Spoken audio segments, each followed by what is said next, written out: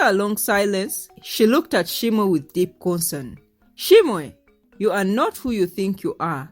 You must seek the truth, but beware, it may bring you more pain than peace.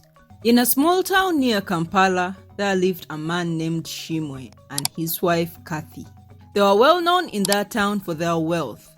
One day, they decided to visit their old friends in Kampala. As they traveled through the thick forest, the night fell and the stars began to twinkle in the sky. But as they drove, their car suddenly hit a large rock, causing them to crash into a tree. The sound of the crash echoed through the forest. Shimwe and Kathy were hurt, but Shimwe suffered the most. His head was wounded and his memory faded like the mist in the morning. When Shimwe woke up, he found himself in the care of Kathy in the hospital. His face was covered in bandages and his heart throbbed with pain. The doctor explained that Shimwe had suffered a great injury and had to perform surgery on him. Shimwe tried to remember who he was and what had happened, but his mind was blank. He couldn't even remember Kathy, the woman who was always by his side, taking care of him with love and patience. She told him stories of their life together, hoping to spark a memory, but Shimwe's mind remained cloudy. After many weeks of care, Shimwe's wounds healed, but his memory did not return. The towners welcomed him back with open arms, but Shimwe felt like a stranger in his own home. He couldn't recognize the faces of his friends or family.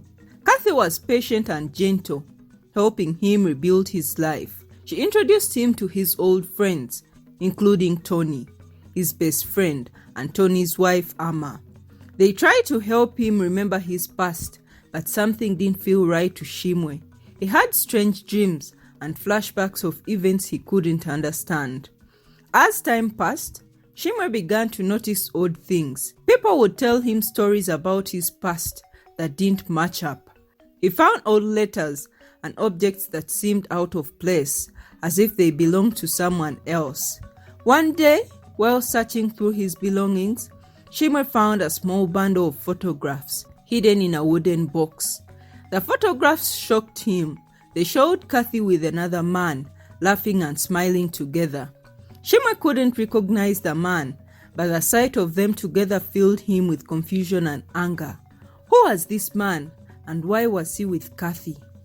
Troubled by the photographs, Shimwe decided to visit a powerful witch doctor. She was known for her ability to see into the past and reveal hidden truths. Shimwe hoped that the witch doctor would help him understand his dreams and the strange memories that haunted him. She listened carefully as Shimwe shared his story. The witch doctor closed her eyes and murmured ancient chants. After a long silence, she looked at Shimwe with deep concern. Shimwe, you are not who you think you are. You must seek the truth, but beware, it may bring you more pain than peace. With the witch doctor's words echoing in his mind, Shimwe returned to his town, determined to uncover the truth. He began to question everyone he knew, but no one would give him straight answers. Finally, he found a clue in an unexpected place, a receipt from the market. The receipt led Shimwe to a man named Dembe, who was a private investigator. When he asked Dembe about the receipt, he told Shimwe that he had been hired by someone to follow Kathy. According to Dembe, Kathy had been meeting with a man named Opio and having an affair behind Shimwe's back. The news shocked Shimwe, but it also made him more determined to find out who he really was. One day while wandering through the house, Shimwe overheard Kathy talking about an old shipwreck near the river on Shimwe's land. The shipwreck was being removed by Shimwe's company, but something about it seemed important to him. He decided to visit the site, hoping that it might trigger a memory. As Shimwe stood by the river staring at the rusty remains of the ship, he felt a strange sense of familiarity. This place held a key to his past, but he couldn't figure out what it was. He decided to delay the removal of the shipwreck, hoping that it might help him uncover the truth. Shimwe questioned everyone, including Kathy, but they stuck to their stories. Later that day, Ama, Tony's wife, came to Shimwe with a shocking accusation. She believed that Kathy had planned the accident that caused Shimwe's injuries. Kathy wanted to get rid of Shimwe so she could be with her lover Opio. The accusation left Shimwe reeling, but he didn't know what to believe. Desperate for answers, Shimwe asked Dembe for help to keep an eye on Kathy. They set up a plan to follow her and see if she was meeting Opio again, if the accusation was even true. Shimwe hoped that this would finally give him the answers he needed. That night, Shimwe and Dembe followed Kathy as she left the town and headed towards a nearby town. They watched as she met with a man in a dark cloak. Shimwe's heart pounded in his chest, so he guessed that the man was Opio. Shimwe and Dembe followed the pair as they went into the forest, but suddenly, Kathy and the man noticed them and tried to escape. A wild chase ensued, with Shimwe and Dembe racing through the woods, trying to catch up with Kathy and the man. Shots were fired, and in the chaos, Shimwe slid, holding onto a tree root. Dembe got distracted helping him, allowing the pair to escape. That night, Shimwe returned home, his mind swirling with confusion and anger. He decided to confront Kathy and get the truth once and for all. But he looked outside and saw a strange disguised man approaching his house. Armed with a machete, he waited in the shadows of his house, ready to face the intruder he believed was coming. When the door creaked open, Shimwe jumped out, only to find Kathy standing before him. But something was wrong. Kathy was dressed in men's clothing, trying to disguise herself. She looked at Shimwe with fear in her eyes and began to explain before he could ask. Kathy revealed a shocking secret. The man Shimwe believed was Opio was actually Shimwe, and Shimwe himself was not who he thought he was. Kathy explained that Shimwe was actually Opio, the man she had been having an affair with before the accident. Shimwe's heart pounded as he stared at Kathy, the woman he loved, the woman who had just turned his world upside down with her words. His mind was a whirlwind of confusion and disbelief. "Kathy!" Shimwe's voice trembled as he spoke. "What are you saying? How can I be Opio? I am Shimwe." Kathy's eyes were filled with tears as she stepped closer to him, her hands trembling. "Shimwe, I'm so sorry. I should have told you the truth from the beginning, but I was afraid of losing you." Shimwe shook his head, trying to make sense of it all. "You're saying I'm not Shimwe, your husband, but Opio? How can that be? How could you lie to me like this?" Kathy struggled to find the right words. "You lost your memory after the accident, Shimwe. No, Opio. And when you woke up, you believed you were Shimwe because that's what I told you. I saw it as a chance to fix everything, to make things right. I was so scared and I didn't know what else to do." Shimwe's fists clenched as anger bubbled up inside him. "Fix everything? You destroyed my life, Kathy. You made me live a lie." Kathy shook her head desperately. "No, please listen to me," she began to explain. In a flashback, on the night of the accident, Shimwe had come to confront Opio after learning about Kathy's infidelity. In the heat of the moment, Kathy shot Shimwe in the head, scared that he would expose her infidelity. Opio wanted to run away, but Kathy convinced him to help cover up the murder. Kathy and Opio hid Shimwe's body in the old shipwreck, hoping it would never be found.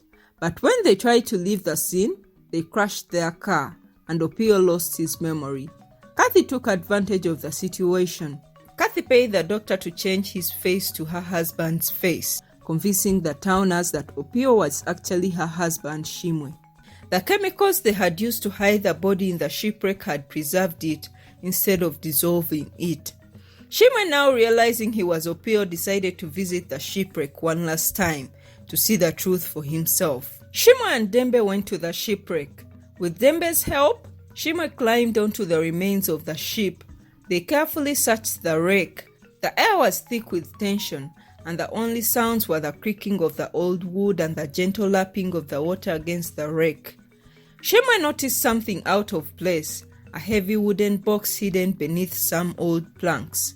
His hand shook as he pried it open, revealing what lay inside. He gasped and stumbled back, his hand covering his mouth in horror. Inside the box was the body of Shimwe, perfectly preserved by the chemicals meant to dissolve it. The face was unmistakable. It was like looking into a mirror. The man in the box looked exactly like Shimwe. Shimwe's eyes widened in shock. This is the real Shimwe," he whispered. "That means Amopio. This is the real Shimwe." The truth hit Shimwe like a thunderbolt. He had been living a lie, thinking he was someone else, but the evidence was right in front of him. He wasn't the real Shimwe. The sight of the body brought back all of his memories, and he realized he was not Shimwe at all. He was Opio, the man who had been living a lie and cheating with Shimwe's wife. As Shimwe stared at the body, he felt a wave of guilt and sorrow wash over him. He had been deceived by Kathy, and now the truth was too much to bear. He decided that he should report the crime to the authorities, but before he could process what had happened, Kathy appeared with a knife in her hand. She had followed him to the shipwreck and was determined to keep the truth from coming out. She lunged at Shimwe, but Dembe intervened, struggling with her near the edge of the river. In the chaos, Kathy revealed that she had been planning to kill Shimwe and frame him for all the crimes if he turned against her. But as she tried to stab him, Dembe managed to disarm her, and she fell into the river, disappearing into the water. With Kathy gone, Opio stood by the river, feeling a strange sense of relief and sadness. The truth had finally come out, but it had cost him everything. He was no longer the man he thought he was, and he couldn't return to his old life. Suddenly, Demba walked to Shimwe, a sly smile on his face. "It's done, Shimwe. She's gone." Shimwe turned to his friend, a grin spreading across his lips. "Yes, Dembe, everything went as we planned." Dembe chuckled, shaking his head in disbelief. "I can't believe she fell for it. She really thought you lost your memory?" Shimwe nodded, his eyes gleaming with satisfaction. "It wasn't easy pretending to be Shimwe, her dead husband, but it worked. Now everything he owned is mine. We did it. We tricked everyone." Dembe looked at Shimwe, his smile growing wider. "And we will split the money, just like we agreed. Everyone gets their share. What will you do now, Shimwe, now that Kathy is gone and you're rich?" Shimwe looked out at the dark sky, his heart swelling with pride. "I'll take over all of Shimwe's companies and become the richest man in the town. No one will ever know what we did." Dembe nodded, pleased. "And our secret stays safe." Shimwe smiled, his eyes cold and calculating. "Of course no one will know the truth. To everyone else, I'm Shimwe, the good husband who lost his memory." Dembe laughed, a wicked sound that echoed through the night. "We are free, Shimwe, free and rich." The two men stood there, their faces glowing in the moonlight, satisfied with their deceit. They had fooled everyone, and now, with Kathy out of the way, there was nothing left to stop them. Shimwe and Dembe walked away, leaving behind the woman who had trusted them. They were partners in crime, bound by their secret, and together they would enjoy the riches they had stolen. And so, the story ended, not with a hero, but with two clever men who got what they wanted. They had played their game well, and now they would live in luxury, their secrets safe forever. Or so they thought. Unbeknownst to them, Kathy had survived the fall in the river, and she had everything they talked about. What will happen next? Stay tuned, guys, for part 2 to find out what will happen next. Don't forget to like this video, please subscribe, hit the bell icon so that you're notified every time I post new videos. Thank you for watching, guys. Stay tuned for part 2.